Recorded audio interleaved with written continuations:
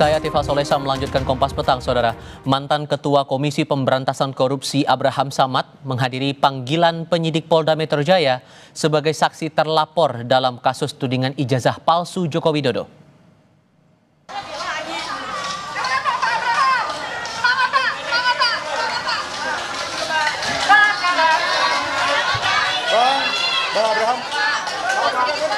Saat diperiksa pada Rabu pagi, Abraham mengklaim pemeriksaan ini diduga adanya siniar atau podcast Abraham Samad Speak Up yang pernah membahas isu dugaan ijazah palsu Joko Widodo.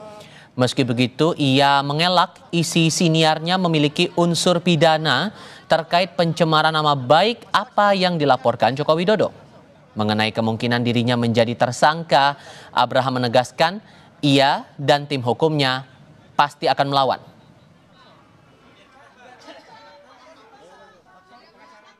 Ini bukan tentang saya, ya, karena pemanggilan terhadap saya adalah serangkaian dengan apa yang saya lakukan selama ini, yaitu memberitakan, ya, lewat podcast saya memberitakan dan menjadi forum diskusi untuk memberikan edukasi, pencerahan dan kritikan yang bersifat konstruktif agar supaya masyarakat paham tentang hak-hak dan kewajibannya. Itu yang saya lakukan. Oleh karena itu, kalau apa yang selama ini saya lakukan lewat podcast dianggap sesuatu yang punya nilai pidana sehingga saya dipanggil, maka ini adalah salah satu bentuk kriminalisasi terhadap pembungkaman, kebebasan berpendapat dan kebebasan berekspresi. Dan yang paling berbahaya lagi, bahwa pemanggilan saya ini adalah sebuah tujuan, proses ingin mempersempit adanya ruang demokrasi. Kalau misalnya saja aparat hukum ini membabi buta menangani kasus pidana ini, maka saya pasti akan melawannya sampai kapanpun juga. Pengacara senior sekaligus tokoh gerakan HAM Todung Mulya Lubis yang ikut mendampingi Abraham Samad di Mapolda Metro Jaya menegaskan upaya pemeriksaan terhadap Samad syarat upaya kriminalisasi dan memiliki niat jahat. Tak hanya itu, menurutnya secara umum pemanggilan Abraham sudah menunjukkan hukum digunakan sebagai senjata.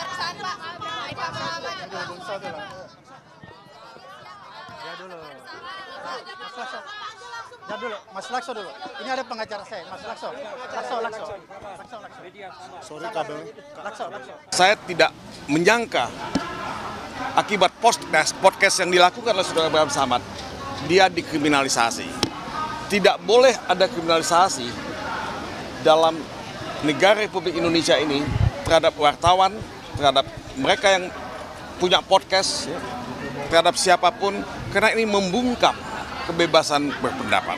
Pasal penghinaan atau pencemaran nama baik itu sudah dihapuskan. Hanya di negara yang otoriter atau punya tendensi untuk menjadi negara otoriter, pencemaran nama baik, penghinaan itu dikriminalisasi. Inilah zaman di mana penegakan hukum dipolitisasi. Inilah zaman di mana hukum dijadikan sebagai weapon. Ini yang disebut weaponization of law. Lalu apa indikasi siniar atau podcast Abraham Samad mencemari nama baik ataupun fitnah terhadap Joko Widodo? Dan apakah pemeriksaan Samad dalam kasus ijazah Jokowi kali ini berpotensi membungkam suara kritis publik? Kami diskusikan bersama dengan para narasumber. Bergabung saat ini ahli hukum tata negara Refli Harun, juga bergabung bersama kami Sekjen Pradi Bersatu Ade Darmawan dan mantan Kabareskrim Polri Susno Duaji. Selamat sore semuanya dengan Tifal di studio. Apa kabar? Selamat sore Mas Tifal, selamat sore para pendengar. Terima kasih semua sudah bergabung bersama kami kali ini. Dianggap ini syarat muatan lain selain di luar hukum. Sehingga menurut Anda Mas Ade, apa yang salah sebetulnya dengan podcastnya Bang Samad ini sehingga harus diperiksa terkait dengan kasus ijazah Jokowi ini? Oke, terima kasih Mas dari Kompas News ya. Jadi kalau terkait laporan Pak Insinyur Joko Widodo kan kemarin itu, beliau melaporkan peristiwa. Kemudian peristiwa ini menjadi menjadi pemeriksaan terhadap beberapa yang diduga ya ikut dan turut melakukan tindak pidana pencemaran tersebut. Artinya gini Mas Tifan, bahwa kemudian dipanggilnya Bang Abraham, saya rasa itu normatif hukum. Ya, tidak ada diskriminasi di sini. Ini kan polisi memeriksa dengan adanya bukti yang telah dipelajari, kemudian diperiksa bahwa ada dugaan di situ. Ya kita tidak bisa menghindari itu. Apa kata-kata yang salah dari podcast itu sehingga ada muatan potensi bahwa ada pencemaran nama baik di situ menurut Anda Bang Ade? Jadi gini, podcast ini kan berbeda dengan pemberitaan nih Bang Tifal ya. Kalau di podcast itu, kalau kata-katanya saya tidak melihat alat buktinya secara menyeluruh yang mana menjadi satu ujaran kebencian atau fitnah atau pencemaran.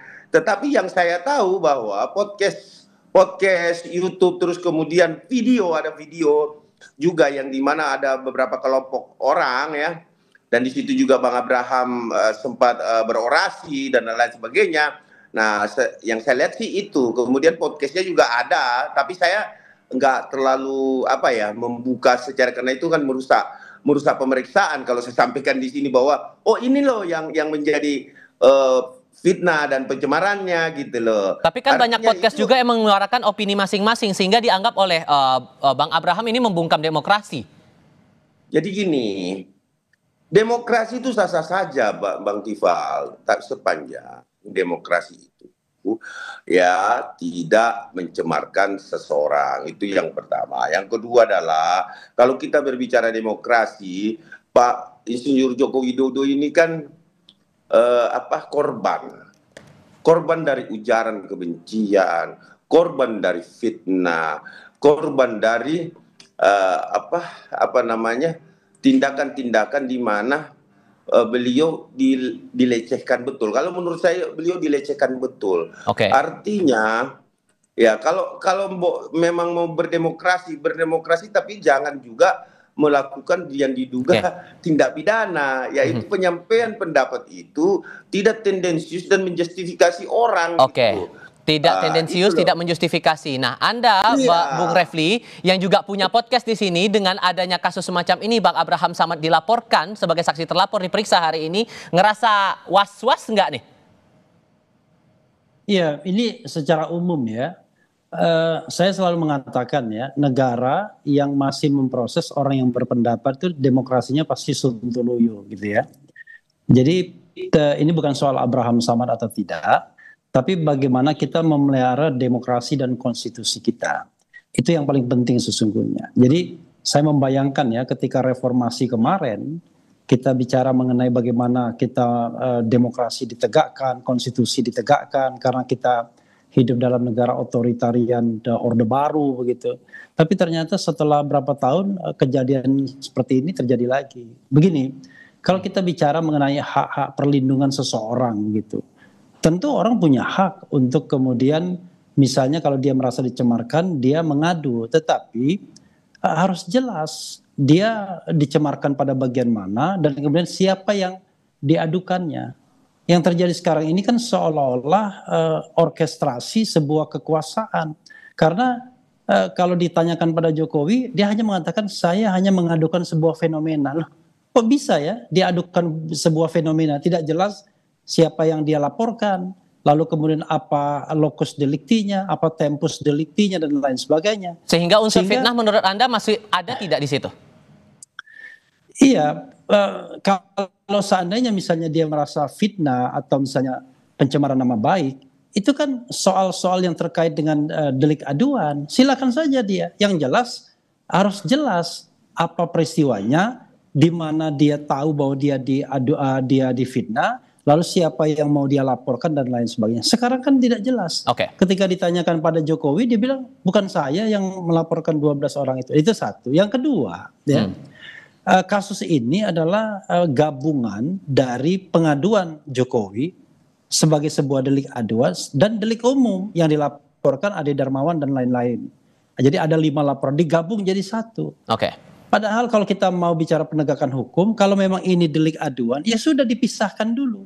Delik aduan diproses dan kemudian dihargai hak Jokowi untuk mengadukan siapapun. Baik. Tapi jangan kemudian digabung seolah-olah di entertain yang diadukan sebuah fenomena, tiba-tiba dicarilah siapa yang kira-kira bisa dilaporkan, ditersangkakan. Ini yang menurut saya menjadi tidak jelas. Kalau begitu, Pak Susno, kalau menurut kacamata Anda membaca kasus ini, apakah siniar atau podcast itu bisa dijadikan bahan untuk penelusuran dugaan fitnah terhadap seseorang? Baik, saya akan netral ya. Saya meninjau dari segi penyelidikan dan penyidikan ya. Kasus ini adalah yang ditangani Polda Metro Jaya adalah pencemaran nama baik dan ITE ditambah dengan kasus-kasus lain yang digabungkan dari Polres, Polsek dan sebagainya. Iya. Ini sudah menunjukkan ketidakpastian hukum, jadi tidak bagus ini. Kedua, dari segi hukum pidana, siapa yang melaporkan dia harus membuktikan. Jadi jangan penyidik yang mencari tersangkanya, ini nggak benar ini. Jadi kalau dipisah, saya sependapat dengan Dinda Repli tadi, dipisah, kemudian sekarang akan nangani apanya dulu? Akan nangani pencemaran nama baik. Kalau pencemaran nama baik, yang lapor harus yang merasa tercemar, tidak boleh diwakilkan, yaitu Pak Joko Widodo sendiri yang laporan. Kemudian tadi benar, kapan, di mana, tentang apa, kalimatnya kayak apa, itu harus di situ kan dia yang harus membuktikan itu. Jadi bukan polisi yang mencari. Nah kalau polisi mencari nanti penyidik mencari nanti dikira penyidik ini keberpihakan, itu nggak bagus gitu ya. Nah yang kedua tentang podcast. Podcast ya beda, yang tadi siapa yang nyatakan tadi dari PBI itu kan dari sudut pandang media, surat kabar, televisi dan sebagainya. Podcast ini kayak kita ngomong kayak gini lah gitu. Itu orang berpendapat, berdiskusi gitu, dan banyak sekali di Indonesia. Kalau semua podcast yang dan nggak bisa dipidana kalau orang berpendapat begitu? Ya nggak ada, nulum delictum nulla pona sine via liga punali, nggak ada aturannya, ya nggak bisa dihukum dong. Oke. Sehingga pertanyaan barunya muncul begini, Bung Ade, karena tadi Pak Todung juga menyampaikan ada niat nih jangan-jangan di balik urusan hukum ada maksud politik di balik ini, upaya untuk membungkam pendapat orang lain dalam sebuah siniar atau dalam sebuah podcast. Benarkah arahnya begitu? Jawabnya nanti, kita jeda sebentar. Kami segera kembali. Kata Bang Todung di Mapolda, Mas Ade, hukum saat ini sudah dijadikan sebagai senjata, bahkan ada tudingan politis di balik kasus ini. Memang arahnya mau ke sana? Kalau saya melihat ini normatif hukum ya. Artinya begini, Bapak Insinyur Joko Widodo itu kan memiliki hak yang sama dengan warga negara lain, warga negara yang ada di Indonesia, masyarakat Indonesia. Intinya apa yang dilaporkan peristiwa tersebut, kemudian ditemukan bukti-bukti pada perjalanannya, dan memanggil beberapa orang terlapor, dianggap terlapor ya, karena gini, saya perlu jelaskan dulu sedikit ya, bahwa ada 2 laporan itu yang saat ini berada di Polda Metro Jaya. Laporan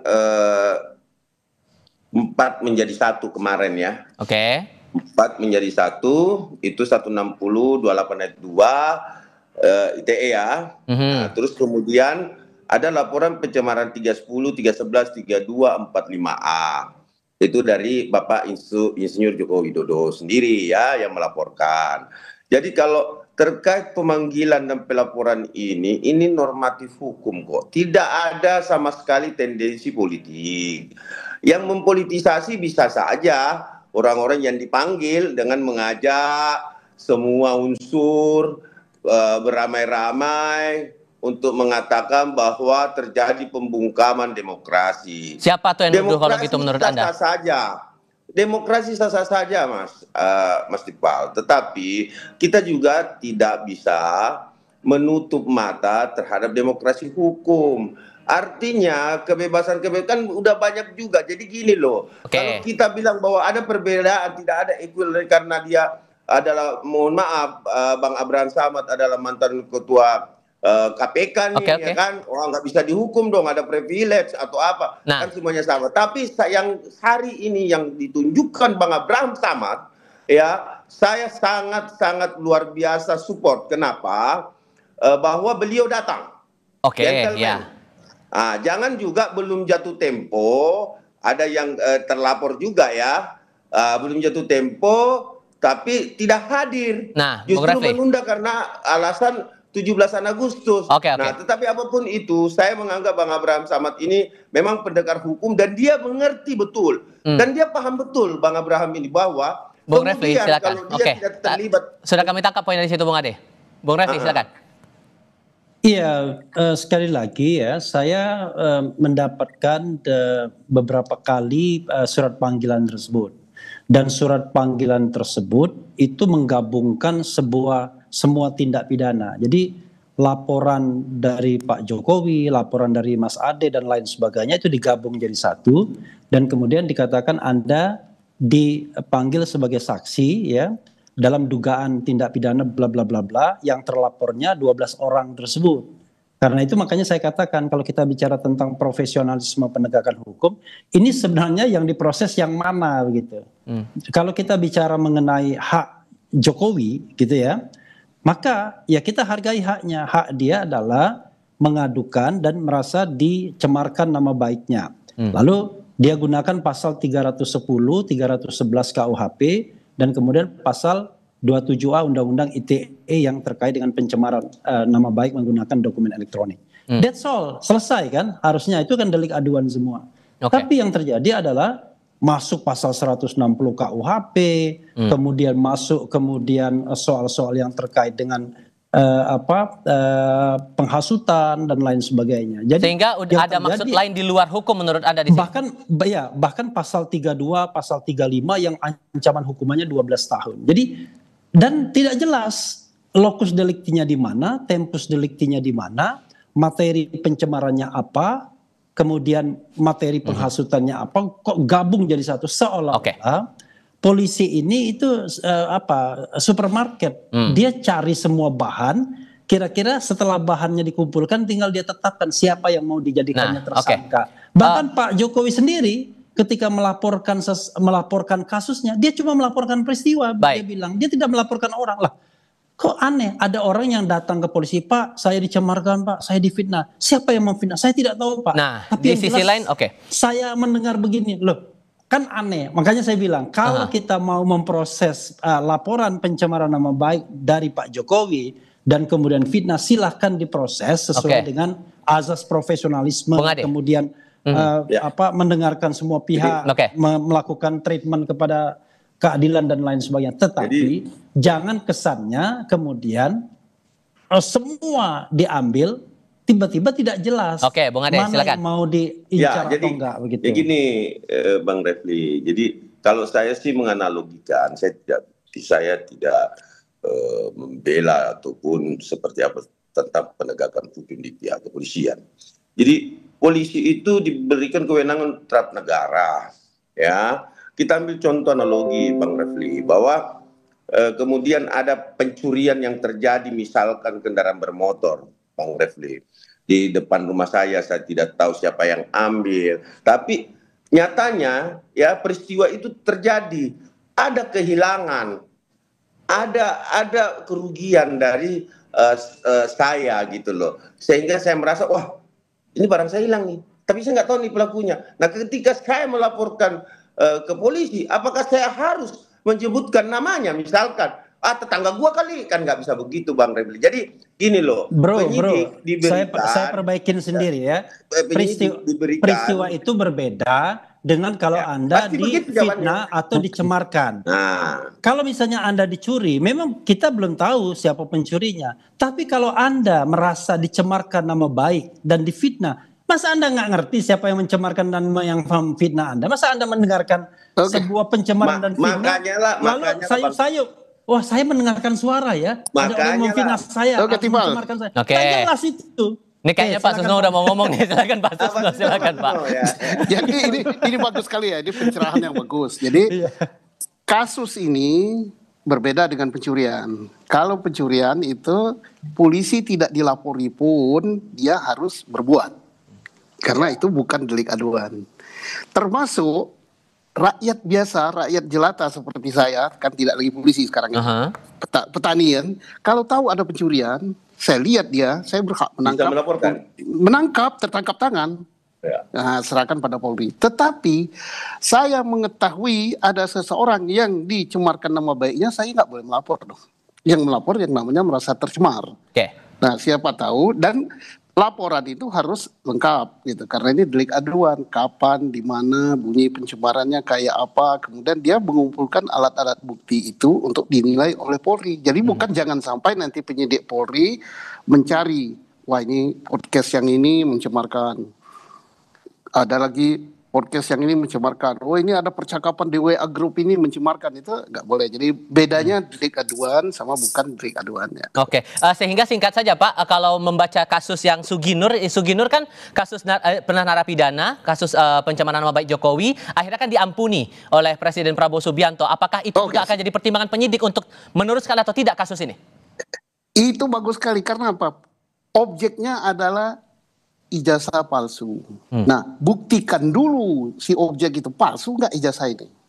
Nah, kalau ijazahnya betul-betul palsu, ya bukan cemarkan nama baik, namanya membuat berita bahwa ijazah itu palsu gitu. Tapi kalau ijazahnya asli dikatakan palsu, ya baru itu mencemarkan nama baik. Oke, sudah kami tangkap poin dari situ Pak Susno, Bang Ade, Bung Refli, terima kasih sudah